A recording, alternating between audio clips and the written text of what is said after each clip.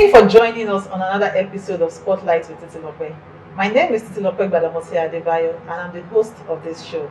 On Spotlight with Titi, we talk about trending issues. We bring to you big personalities. We talk about issues in the community as it concerns us.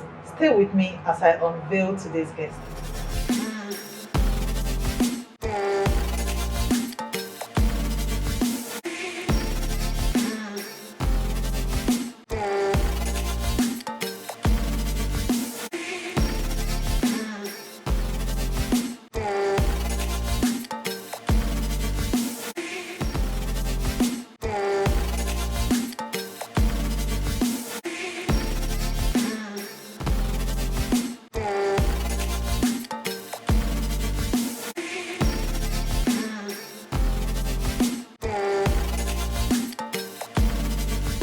On today's show, I have with me Barrister Akeem Agbaje.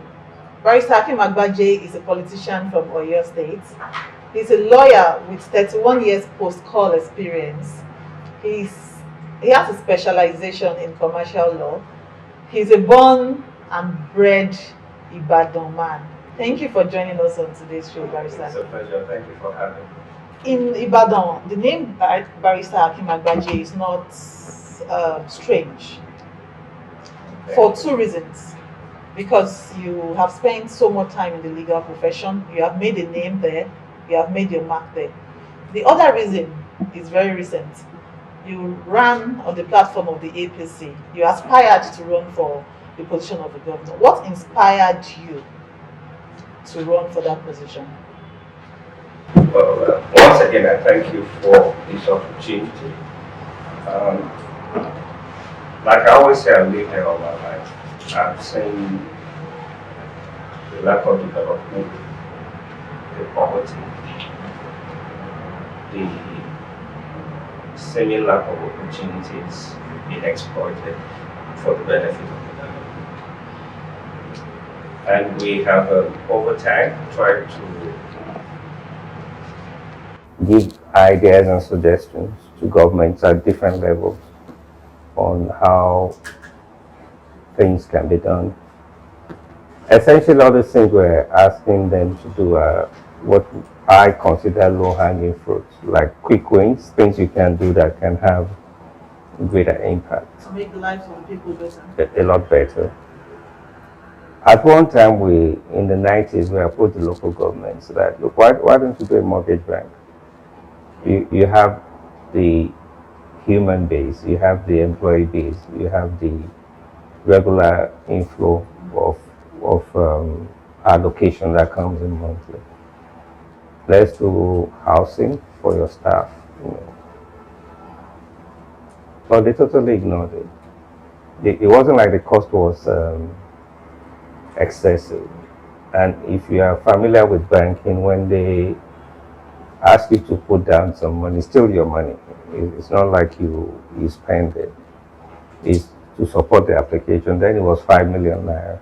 Okay. But they didn't see any value in it. And that has been the trend over the years. When you tell them, let's do refuse collection, let's take the burden of refuse collection away from government, let the private sector do it. One, you make savings as a government, you have a more efficient system. They're always reluctant. You wonder why, but they're always reluctant. Do you think they're reluctant because they have better plans, or because they just don't understand that this is what they should do at this point in time? See, for me, the critical thing is that, one, you must have the desire to add value to it. Okay. If you don't have that desire, that genuine desire to do that, you won't see anything. No matter how many times people try to point you in the right direction, you won't see it, because your intentions are not aligned with that. Talking about your position as a lawyer, and you also mentioned that you have, at one point or the other, advised governments of the day on low-hanging fruits that they can do to make the lives of the people better. One of the issues that we've had going on in the public domain for a while has been the issue of restructuring or not restructuring. As someone who has a legal background, what's your take on restructuring? And what are the bottlenecks In, that we in, have? in terms of restructuring, you are talking about the national agitation for restructuring. Absolutely. You see, I have a different approach to it. If we restructure, this agitation for restructuring, you see that it permeates the entire system. You have people clamoring for restructuring even in Oyo State. You go to some local governments, they're also clamoring for restructuring. So it's at every level. It's at every level. What that tells you is that the problems we have are more fundamental than restructuring.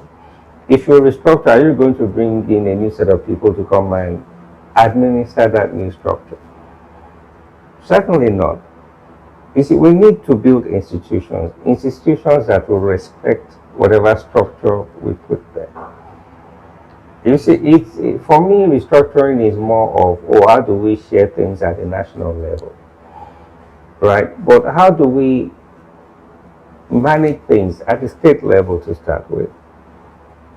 Is it efficient? Is it effective? The answer is no. So for me, everything is local to start with. It's what operates at our local level that is the most important What we thing. obtain at the local level that we can decide to follow at the You see, national we level. need to have institutions that are responsible and responsive. Responsible in the sense that they know that this is our responsibility. These are the things we need to do. And they will make conscious effort to do these things. But if you go to every governmental department, you see a reluctance on their part to do even the most simple things. There are a number of factors that can account for why they are reluctant, but you don't see that desire to do. Look, we're trying to do CFO. As a lawyer, we have clients that want to do CFO. Every government has been agitating that, let's do CFO quickly, quickly, quickly. Every government for the past 20 years.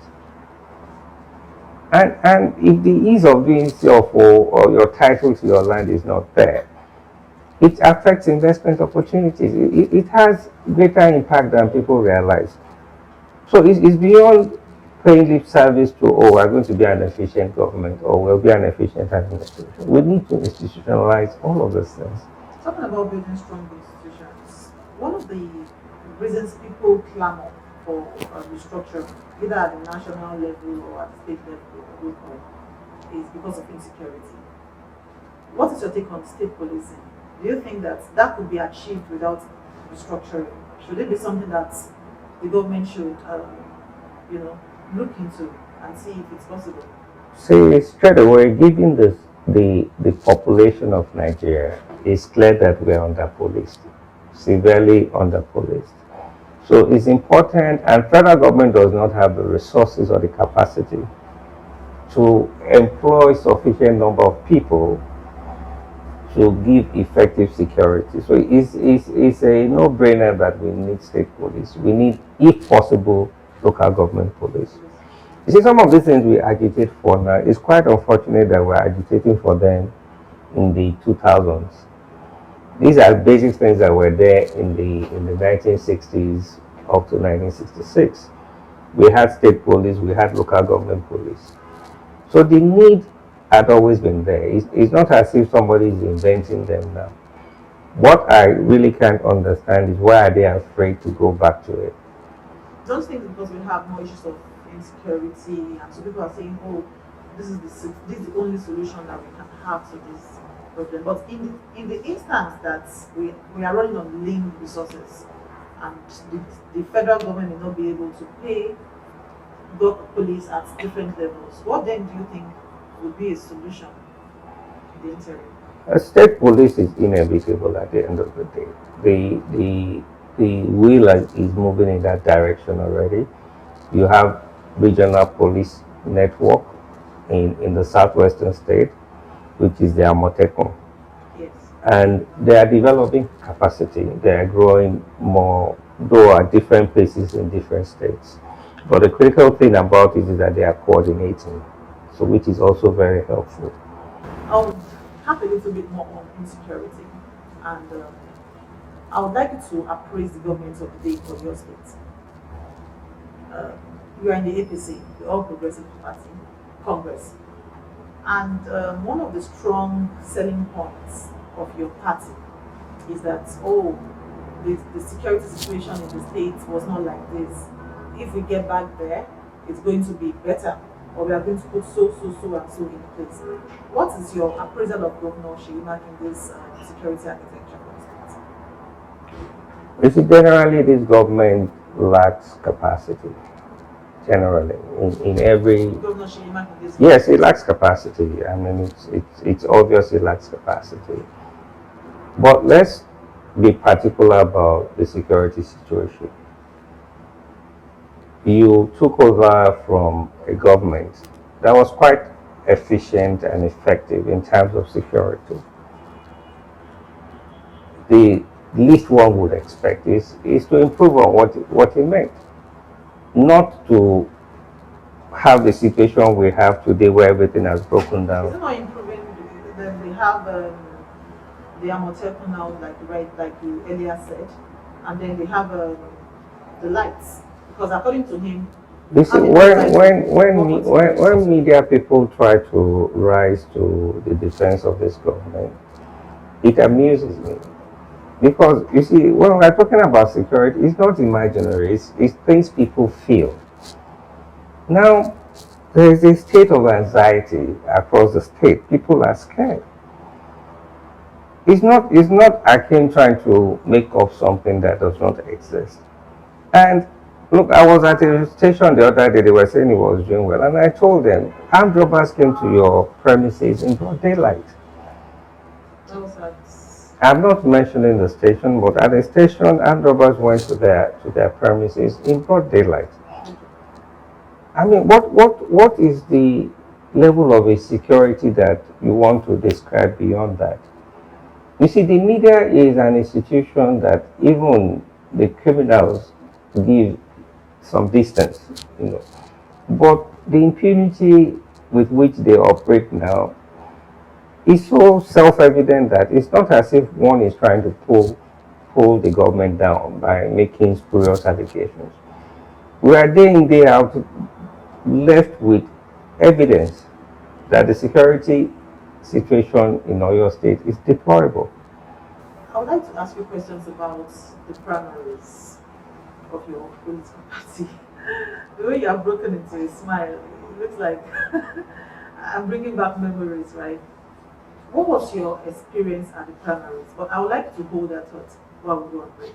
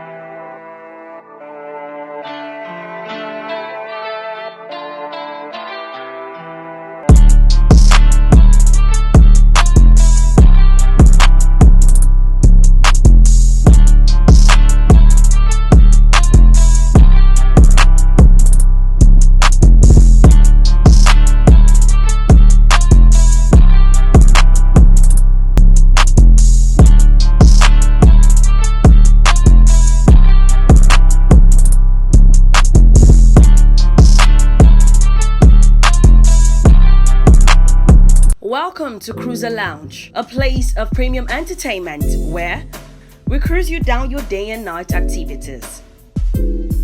A unique multi-level venue that offers a perfect combination of elegance, fun, beauty, sophistication, and contemporary lifestyle. Our services include a spanning club, a premium lounge, a cozy swimming pool, a rooftop bar, a gym, and a snooker arena where you can calm your nerves down after a really stressful day.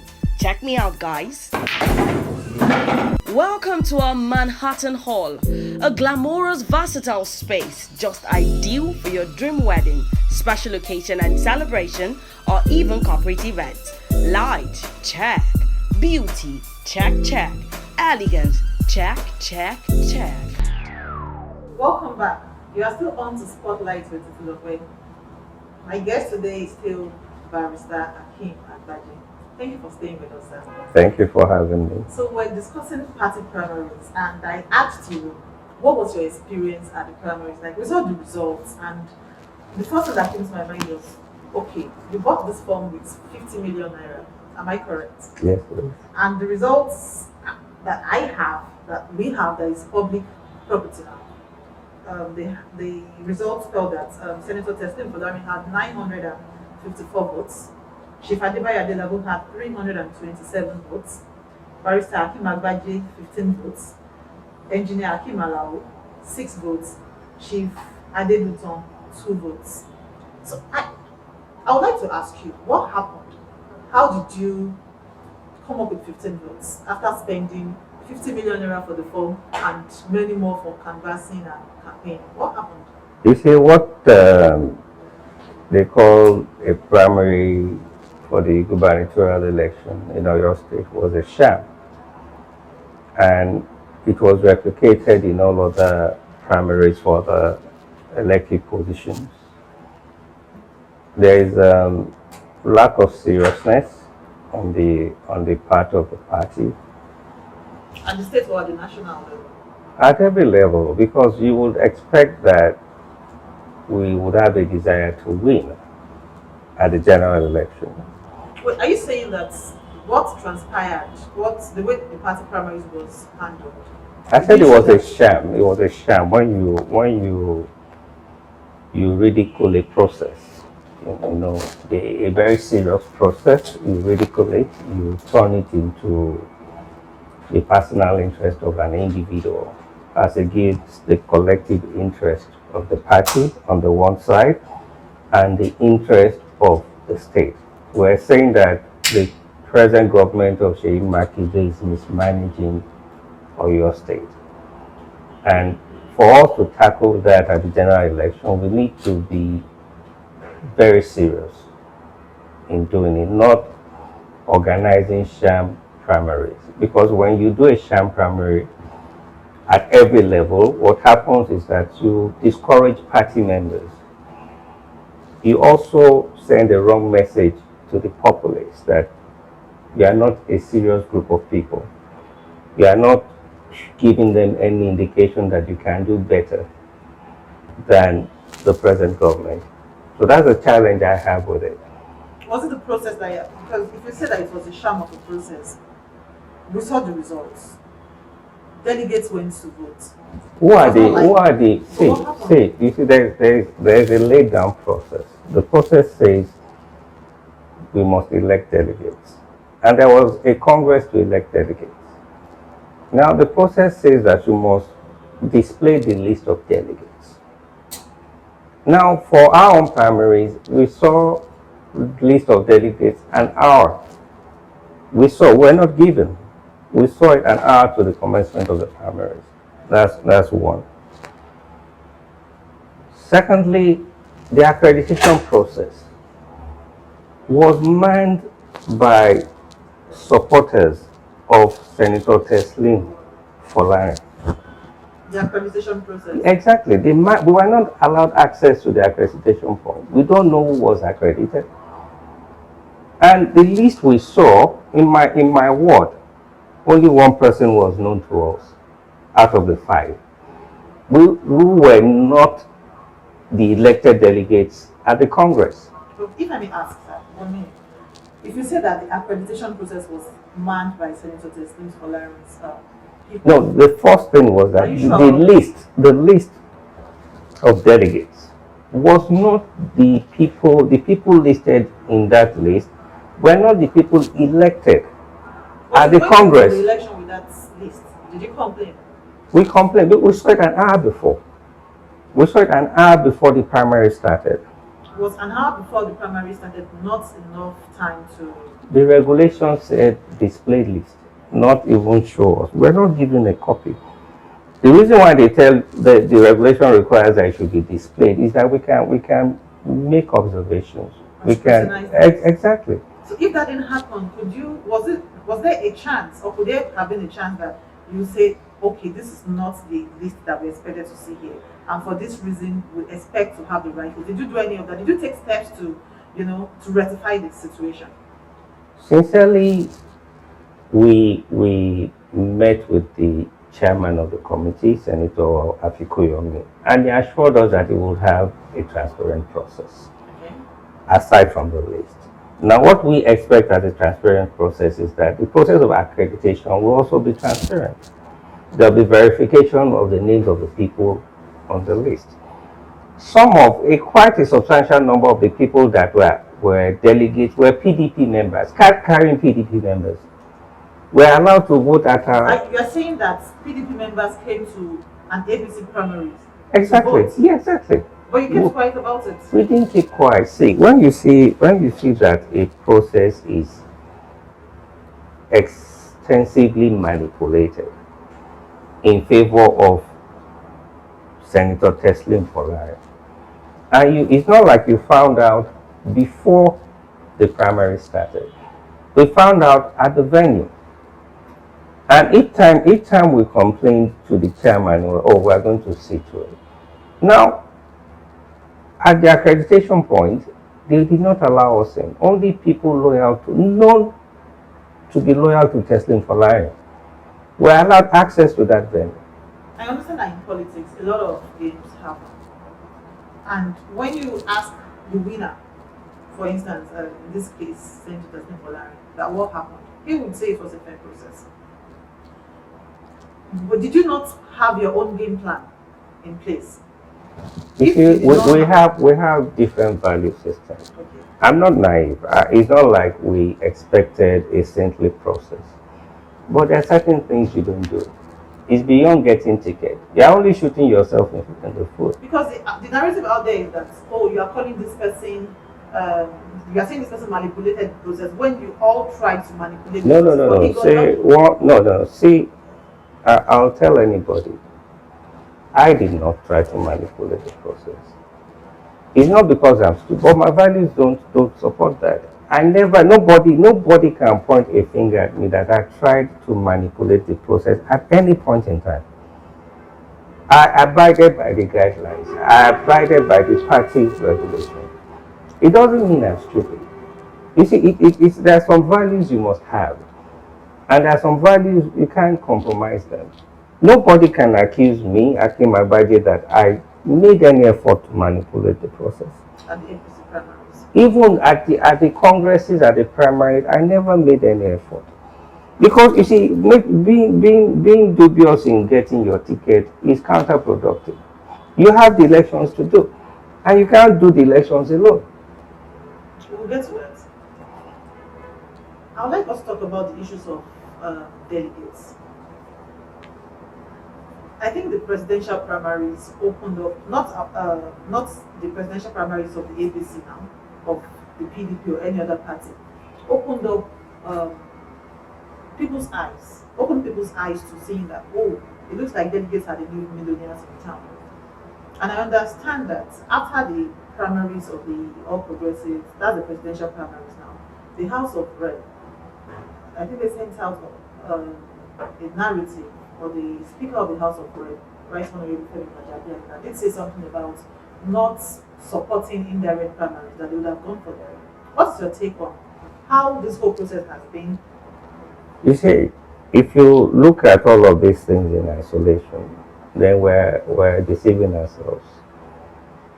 Every facet of our national life is tainted with corruption. People don't believe in a fair process in anything. In Nigeria. In Nigeria. So I keep telling people, oh, you are shouting direct, direct. That in itself is susceptible to corruption. If you witness a direct election, you see them counting people and multiplying them right in front of everybody. You see, we need to review our electoral process, particularly the party's electoral process. Most people that complain is because they tried the same thing and they were not successful. Not because they didn't attempt to do what who won did. What they are complaining about. That was the point I was trying to raise at the time. Yes, but I didn't do that. No, I didn't do that.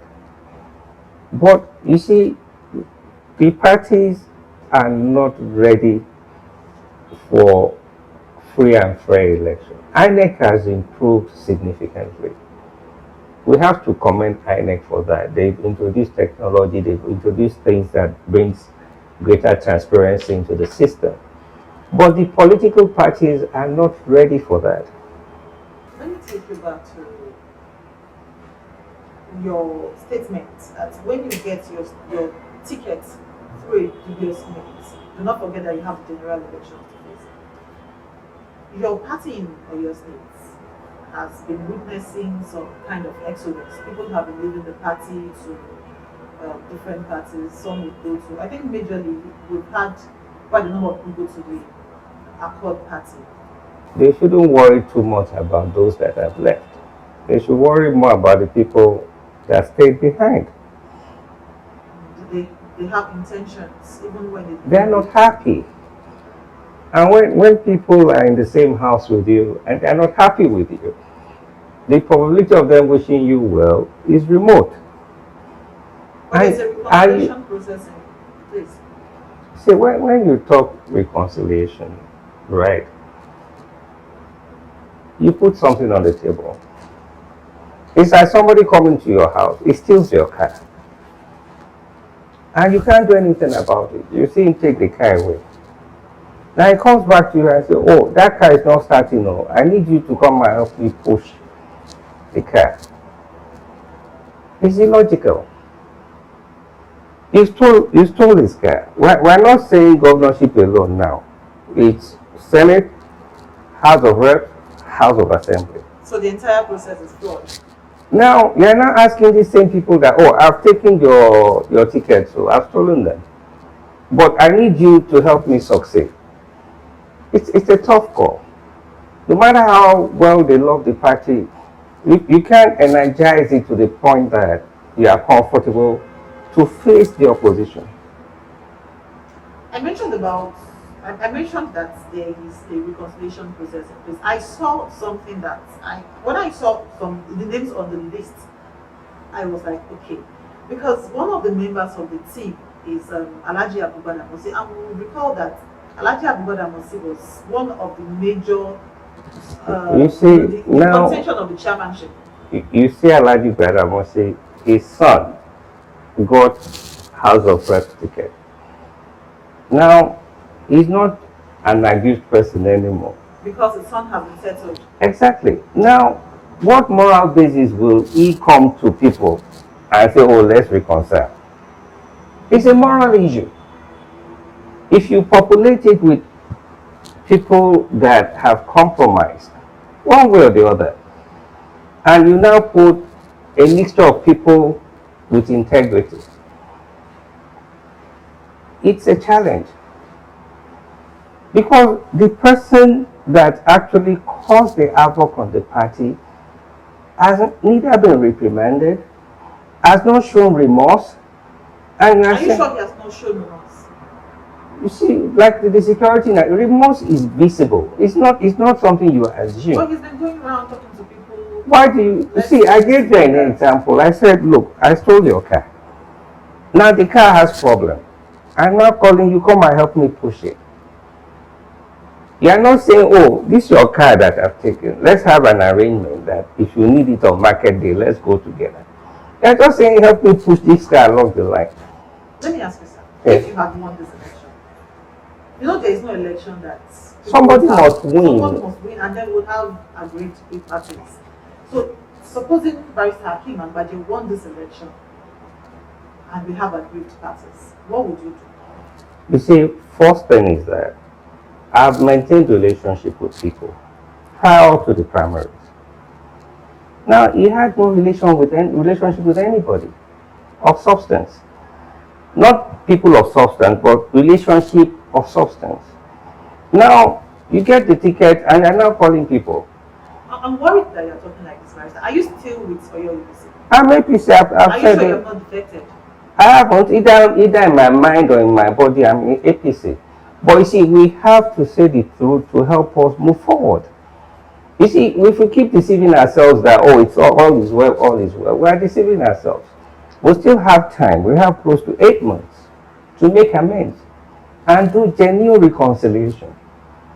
But you see, you don't set out to commit a crime with the intention that, oh, once I have done it successfully, I will beg people. It does not work like that. When people knew that when you were going to commit that crime, your intention is to beg at the end of the day. So you now proceed to commit that crime. You are now begging people. Well, how will you demonstrate sincerity? But as a party, right, we're all in APC. We all want APC to succeed. Now, there must be genuine reconciliation. There must be remorsefulness. You pick 3 senators. You pick 14 Federal House of Representative members. You pick 32 State House of Assembly. You alone, or you and your group alone, picked everybody. Are you certain that he is? I mean, these tickets were given to his people, because if you talk to him or people who know him, they will say, we don't even know the person that collected Ibadan Northwest. We don't even know who took Ibadan Southeast. That is the lack of sincerity we're talking about. This is politics. This is APC. Everybody knows who got what. Everybody knows how they got what. So you are saying that Senator Teslim Folari and his group and his loyalists. House of Representatives. They gave it to people that were loyal. They gave it to people that were loyal to them, or they assume supported their cause. 100%. You don't do that. Even if you want to do mago, do funny stuff, you bring a sense of balance now, so that you can point to, oh, Mr. A is not on my side, but he got his ticket now. Mr. B is not on my side. But everybody that got a ticket can be traced to being on his side.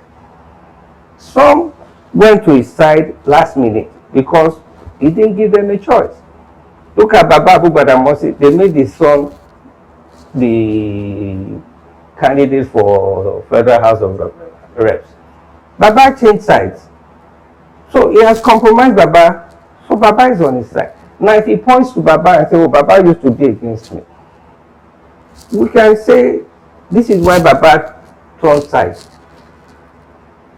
Barrister Akeem Agbaje, you have invested in the All Progressives Congress. Alhamdulillah, yes, I have.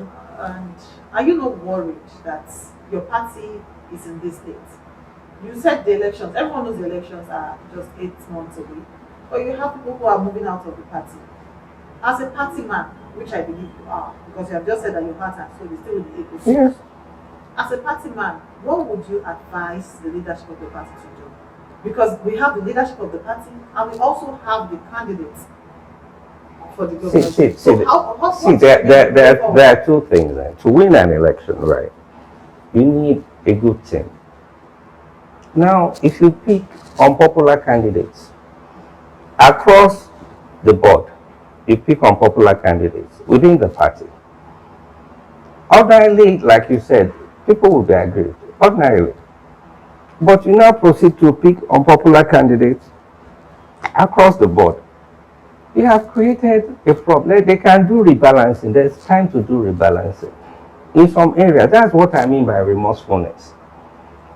Somebody that you know that, oh, this person Maybe he has done it twice, maybe he has done it 3 times. You can appeal to that person. Look, let's make peace. Let somebody else go. Those are talking things you can do that begins to give people the sense that, oh, maybe he's genuinely remorseful. And when we're saying Senator Tessili Fola, it's not him alone. He has people that have collaborated with him to cause this havoc on the party. But there's still time for them to make changes. For the party to progress. For the party to bring stability. The people that have left, they're not the problem. They've left. It's the people that are inside. So we have people who are inside the APC who are waiting to cause some kind of confusion. You see, when people decide that, look, we're just going to sit down and watch over that, it's bad enough. They can't do it alone. So let me ask you quickly. You said there must be some kind of realignment. Would you, if you were given any position, would you reconsider your stance? What position? No, it's not about me. It's about you. No. Sincerely, it's not about me. No, you are not, because there's no need to be on the spot. The only position I wanted was governor. It's gone. And that's the only thing you can say. You can't take anything less than. There's nothing of less. You see, the way people say less, it amuses me. But people think contesting for council is a low position, or State House of Assembly is a low position. It's not. It's about service. It's about what value you are bringing. If you put somebody that feels is too big in Senate, he won't do anything. But if you see somebody that has the appetite to do something, it can fit in. Now, my aspiration was for governorship because I have specific things I felt I could do to add value. If there are other positions that I can't add value, why will I go and take it just because I want something? It's better for me to join them in looking for people that can do it better. It's not about me. I keep saying it is not about me. But it's about the party. The party needs to put up a formidable effort. We are an opposition party. 1, 2, we are weakened, whether we like it or not. A sizable chunk have gone to Accord. So we are fighting wounded. Do you think they stand a chance in Accord? See, when your house is disorganized and you are bothering about somebody else's house, then you are playing the ostrich. Our primary concern should be APC. Let's fix APC. It's damaged. We can't heal it. But let's put it, it's like you have a ram you want to go and use to fight now. It's wounded. But you have to fight, whether you like it or not. You try and put that ram in the best shape. I like that analogy of the ram, considering that Leah is here. Exactly. So that's why. my ram. No, you will give me. You know I lost primaries now. You give me ram to compensate me. Thank you very much.